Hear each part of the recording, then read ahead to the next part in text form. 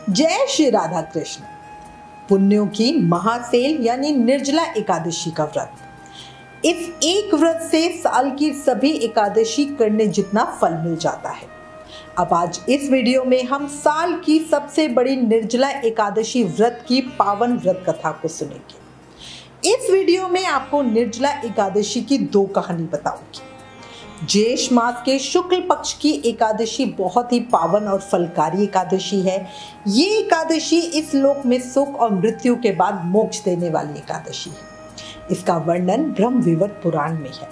निर्जला एकादशी व्रत रखने और इस दिन भगवान विष्णु की पूजा करने से समस्त पाप मिट जाते हैं, दुख और कष्ट जीवन से दूर हो जाते हैं।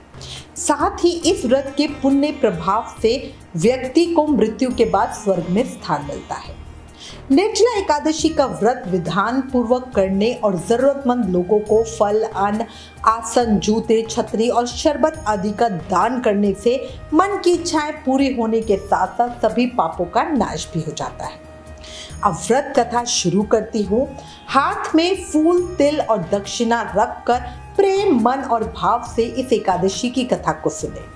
शुरू करने से पहले एक जयकारा बोला लक्ष्मी नारायण भगवान की जय, एकादशी माता की जय, मोर मुकुट बंसी वाले की जय, वृंदावन बिहारी लाल की जय, भक्त और भगवान की जय, सभी देवी देवताओं की जय। एक समय शौनक आदि 88,000 ऋषि मुनि बड़ी श्रद्धा से सूत जी महाराज से सभी एकादशी व्रतों की कल्याणकारी और पाप नाशक रोचक कथाएं सुनकर आनंद मग्न हो रहे थे। अब सबने ज्येष्ठ माह के शुक्ल पक्ष की एकादशी की कथा सुनाने की सूत जी महाराज से प्रार्थना की। तब सूत जी महाराज बोले, इस एकादशी का वर्णन परम धर्मात्मा सत्यवती नंदन व्यास जी करेंगे, क्योंकि ये संपूर्ण शास्त्रों के तत्व और वेद वेदांगों के पारंगत विद्वान है। इसके बाद सूची बोले, सभी पांडवों को धर्म, अर्थ, काम और मोक्ष प्राप्ति के लिए महर्षि वेद व्यास जी ने एकादशी व्रत का संकल्प करवाया। वेद व्यास जी कहने लगे, कृष्ण पक्ष और शुक्ल पक्ष दोनों पक्षों की एकादशी में अन्न खाना वर्जित है। द्वादशी के दिन स्नान करके पवित्र होकर फूलों से भगवान केशव की पूजा करें। फिर नित्य कर्म समाप्त होने के बाद पहले ब्राह्मणों को भोजन देके अंत में स्वयं भोजन करें। अब माता कुंती और द्रौपदी सहित सभी पांडव एकादशी का व्रत करने लगे, लेकिन भीम जो कि गदा चलाने और खाना खाने के मामले में काफी प्रसिद्ध थे, वो व्रत नहीं कर पाते। कहने का मतलब है कि भीम बहुत ही विशालकाय और ताकतवर तो थे, लेकिन उन्हें भूख बहुत लगती थी। उनकी भूख बर्दाश्त के बाहर होती थी, इसलिए उनके लिए महीने में 2 दिन उपवास करना बहुत कठिन था। जब पूरे परिवार का उन पर व्रत के लिए दबाव पड़ने लगा, तो वो इसकी युक्ति ढूंढने लगे कि वो ऐसा क्या करें कि उन्हें भूखा भी ना रहना पड़े और उपवास का पुण्य भी उन्हें मिल जाए। अपने उदर पर यानी इस विपत्ति का समाधान भी उन्होंने महर्षि वेदव्यास जी से जाना। भीम वेदव्यास जी से बोले, हे पितामह, भ्राता युधिष्ठिर, माता कुंती, द्रौपदी, अर्जुन, नकुल और सहदेव सभी एकादशी के दिन व्रत करते हैं और मुझे भी एकादशी के दिन अन्न खाने को मना करते हैं।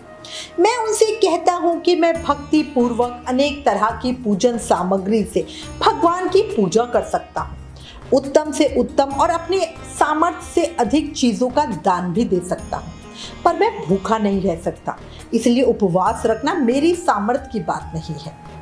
इस पर व्यास जी कहने लगे, हे भीमसेन, यदि तुम नर्क को बुरा और स्वर्ग को अच्छा समझते हो तो प्रति मास की दोनों एकादशियों को अन्न मत खाया करो। भीम अपना संयम खोते हुए बड़ी विनम्रता के साथ बोले, हे ऋषि श्रेष्ठ, भगवान विष्णु से जन्मे ब्रह्मा और ब्रह्मा जी से उत्पन्न हुए अंगिरस, अंगिरस से बृहस्पति और बृहस्पति से उत्पन्न हुए समयुग, और समयुग ही अग्निदेव के पिता है, और वही वृक अग्नि मेरे पेट में हर समय जलती रहती है, जो मुझे भूखा नहीं रहने देती। भोजन करने से ही वो अग्नि शांत रहती है, इसलिए पूरा उपवास तो क्या, एक समय भी बिना भोजन किए रहना मेरे लिए बहुत कठिन है। श्री व्यास जी कहने लगे, हे पुत्र, बड़े बड़े ऋषियों ने बहुत शास्त्र आदि बनाए जिनसे बिना धन के थोड़े परिश्रम से ही स्वर्ग की प्राप्ति की जा सकती है। इसी प्रकार शास्त्रों में दोनों पक्ष की एकादशी का व्रत मुक्ति के लिए रखा जाता है।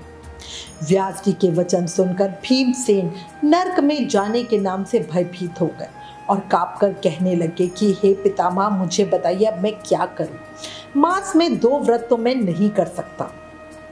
हाँ, पूरे वर्ष में एक व्रत करने का प्रयत्न मैं अवश्य से ही कर सकता। इसलिए आप मुझ पर कृपा करें और मुझे कोई ऐसा व्रत बताएं जो वर्ष में केवल एक बार ही करना पड़े, जिससे मुझे स्वर्ग की प्राप्ति हो जाए और मैं पाप मुक्त भी हो जाऊं। ये सुनकर व्यास जी ने कहा, भीम, ज्येष्ठ मास में सूर्य वृष राशि पर हो या मिथुन राशि पर हो, शुक्ल पक्ष में जो एकादशी हो, उसका यत्न पूर्वक निर्जल व्रत करो। केवल कुल्ला या आचमन करने के लिए मुख में जल डाल सकते हो। आचमन के जल को छोड़कर किसी प्रकार का जल विद्वान पुरुष मुख में ना डाले, अन्यथा व्रत भंग हो सकता है। एकादशी को सूर्योदय से लेकर दूसरे दिन के सूर्योदय तक मनुष्य जल का त्याग करे तो ये व्रत पूरा होता है। इसके बाद द्वादशी को प्रभात काल में स्नान करके ब्राह्मणों को विधि पूर्वक जल और स्वर्ण का दान करें। इस प्रकार सब कार्य पूरा करके जितेंद्रिय पुरुष ब्राह्मणों के साथ भोजन करें। वर्ष भर में जितनी एकादशी होती है, उन सब का फल इस निर्जला एकादशी से मनुष्य प्राप्त कर लेता है। इसमें तनिक भी संदेह नहीं है। शंख, चक्र और गदा धारण करने वाले भगवान केशव ने मुझको कहा था कि यदि मानव सबको छोड़कर एकमात्र मेरी शरण में आ जाए और एकादशी को निराहार रहे तो वो सब पापों से छूट जाता है। एकादशी व्रत करने वाले पुरुष के पास विशालकाय, विकराल आकृति और काले रंग वाले दंड पाशधारी भयानक यमदूत नहीं जाते।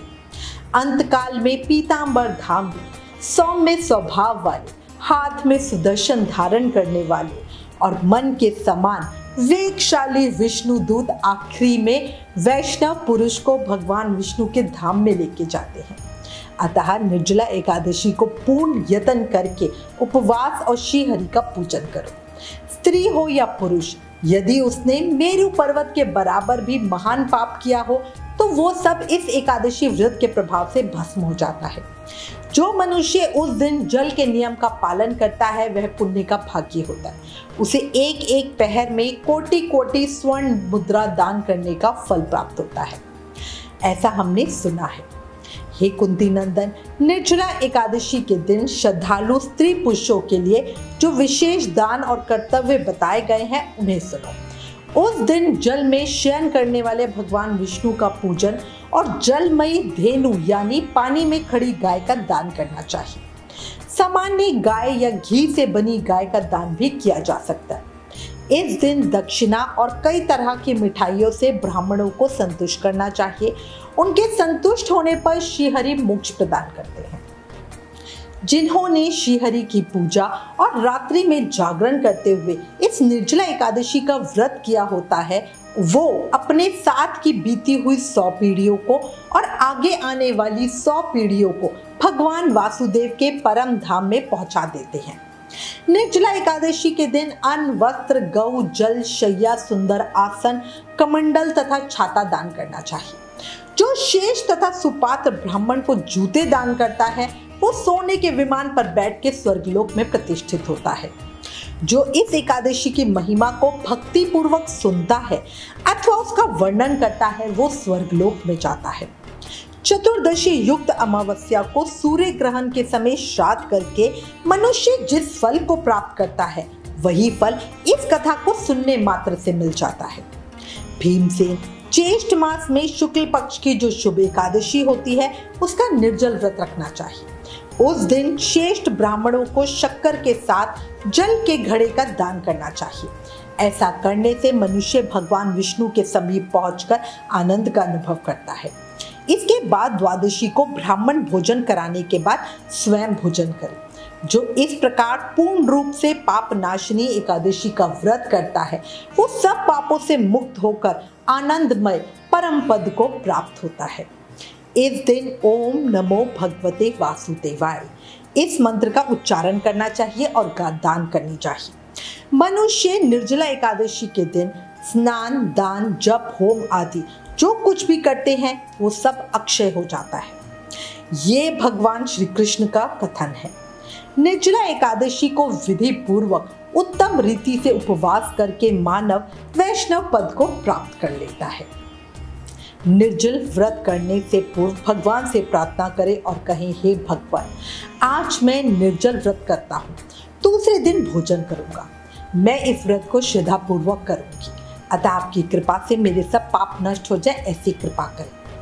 इस दिन जल से भरा हुआ एक घड़ा वस्त्र से ढककर स्वर्ण सहित दान करना चाहिए, या उस दिन श्रेष्ठ ब्राह्मणों को शक्कर के साथ जल के घड़े दान करने चाहिए।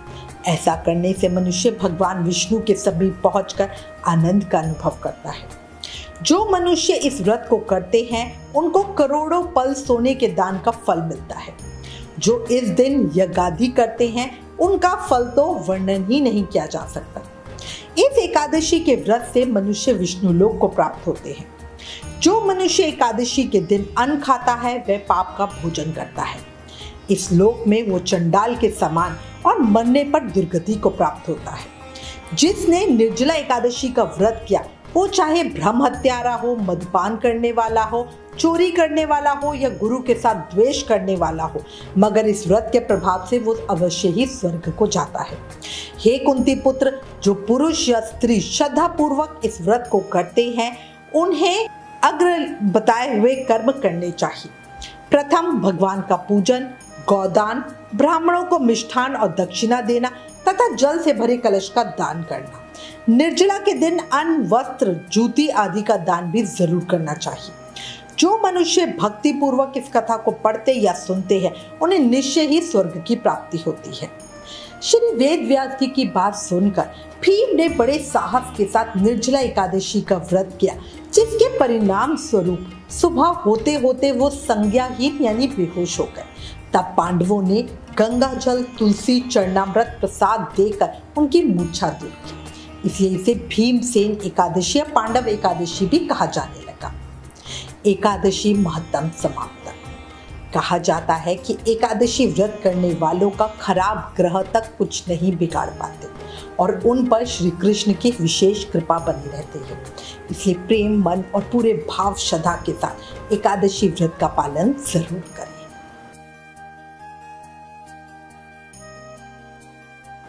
एक समय की बात है, एक जाट था, उसकी नई नई शादी हुई थी।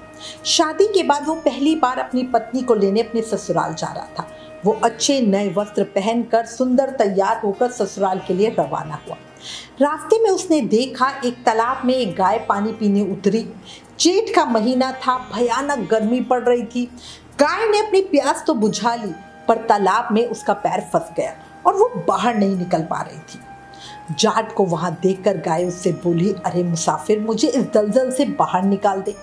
जाट बोला, अरे नहीं नहीं गाय माता, मेरे कपड़े गंदे हो जाएंगे, मैं पहली बार अपनी पत्नी को लेने ससुराल जा रहा हूँ। गाय बोली, मूर्ख, आज निर्जला एकादशी है, तुझे पुण्य फल मिलेगा, मैं तुझे वरदान दूंगी, तेरी 7 पीढ़ियां तर जाएंगी। लेकिन जाट नहीं माना। नाराज होकर गाय बोली, अगर तू मुझे नहीं निकालेगा तो मैं तुझे श्राप दे दूंगी, जा तू अब से 8 पहर बाद गधा बन जाएगा। जाट डर गया और गाय से माफी मांगने लगा, लेकिन तब तक गाय तालाब में दलदल में पूरी तरह डूब गई। अब ये देखकर जाट उदास हो गया और उदास मन से वो ससुराल पहुंचा। जमाई को देखकर ससुराल में खूब सभी लोग बहुत खुश हुए, लेकिन जाते ही उसने रट पकड़ ली, मेरी पत्नी को विदा करो, मेरी पत्नी को विदा करो, हमें जाना है, हमें जाना है। सभी ने बहुत मिन्नतें करी कि भाई एक दिन रुक जाओ, लेकिन वो नहीं माना। जाट की पत्नी बोली, सब इतना कह रहे हैं तो आप रुक क्यों नहीं जाते हो? तब जाट ने उसे श्राप की सारी बात बता दी। उसकी पत्नी तुरंत उसके साथ वापस घर की ओर चल दी। 8 पहर पूरे हो जाने पर वो जाट गधा बन गया। उसकी पत्नी उसे घर में लेकर बैठी रही। अब बेचारी करे तो क्या करे। इस तरह कुछ दिन बीते। अब घर में अन्न धन कुछ भी नहीं बचा, तो वो गधा रूप में जाट अपनी पत्नी से बोला, तुम मुझे लेकर मजदूरी करने चलो। तब वो दोनों नगर के राजा के यहाँ मजदूरी करने पहुंचे। राजा के कुएं की खुदाई का काम चल रहा था। उसकी पत्नी अपने सर पर मिट्टी रखकर मिट्टी फेंकने जाती। सभी मजदूर उसे देखकर बोले, अरे बहन, जब तुम्हारे पास गधा है तो तुम इस पर बोझ रखकर क्यों नहीं ढोती हो, क्यों बोझ अपने सर पर उठाती हो? पर वो चुप रही, कुछ नहीं बोली। दूर से राजा भी ये सब देख रहा था और सबको ये बात बड़ी अटपटी लग रही थी। कुछ दिन तक राजा ने ये चीज देखी। फिर एक दिन राजा ने उससे पूछा, तुम्हारे पास जब गधा है तो तुम इससे बोझ क्यों नहीं उठाती हो? तब वो बोली, महाराज, ये गधा नहीं है, ये मेरे पति हैं, इन्हें गाय का श्राप लगा है। और ये कहकर उसने राजा को सारी बात बता दी। राजा को उस बेचारी पे बड़ी दया आई, क्योंकि बहुत जवान थी, छोटी उम्र की थी। राजा ने पंडित को बुलवाकर इसका उपाय पूछा। पंडित जी बोले, महाराज, ये महापापी है, निर्जला एकादशी पर इसे गौ हत्या का दोष लगा है, क्योंकि इसकी वजह से उस गौ की मृत्यु हुई थी, साथ ही गौ का श्राप भी है। उसकी पत्नी प्रार्थना करने लगी, रोने लगी, पंडित जी कोई तो उपाय बताओ, कोई तो उपाय बताओ। तब पंडित जी बोले, महाराज, इस पाप से बचने का एक ही हल है। अगर किसी व्यक्ति ने अपने जीवन काल में 101 एकादशी व्रत किए हो और वो इस पापी को अपने 101 एकादशी व्रत का पुण्य दे दे, तो ये वापस इंसान बन सकता है। राजा ने पूरी नगरी में ऐलान करवा दिया कि जिसने भी 101 ग्यारस करी हो वो आगे आए, और अगर वो अपनी 101 ग्यारस का फल दे देता है तो राजा उसे अपना आधा राज्य तक दे देगा। लेकिन पूरी नगरी में कोई भी ऐसा नहीं था जिसने 101 ग्यारस का व्रत किया हो। किसी ने 10 व्रत कर रखे थे, किसी ने 11, तो किसी ने 21 ग्यारस कर रखी थी। तब एक बुढ़िया आई और बोली, राजा जी, मैंने पूरी 101 ग्यारस कर रखी है। राजा बोला, तुम अपनी ग्यारस का फल इस गधे को दे दो तो मैं तुम्हें मुंह मांगा इनाम दूंगा। बुढ़िया बोली, महाराज, मैं धन लेकर क्या करूंगी, मैं आज हूँ कल नहीं। मैं तो यहाँ इस लड़की को देखकर मदद करने आई हूँ। इसके पाप की सजा इस लड़की को भी मिल रही है, इसलिए मैं इसे अपनी 100 एकादशी व्रत का पुण्य फल दे दूंगी। लेकिन एक निर्जला एकादशी व्रत का पुण्य फल तो मैं अपने पास ही रखूंगी, क्योंकि मुझे पता है कि सिर्फ इस एक निर्जला एकादशी के फल से मुझे मोक्ष की प्राप्ति हो जाएगी, मुझे श्री हरि विष्णु की प्राप्ति हो जाएगी। अब सबने कहा, ठीक है भाई, ठीक है, तुम 100 का ही दे दो।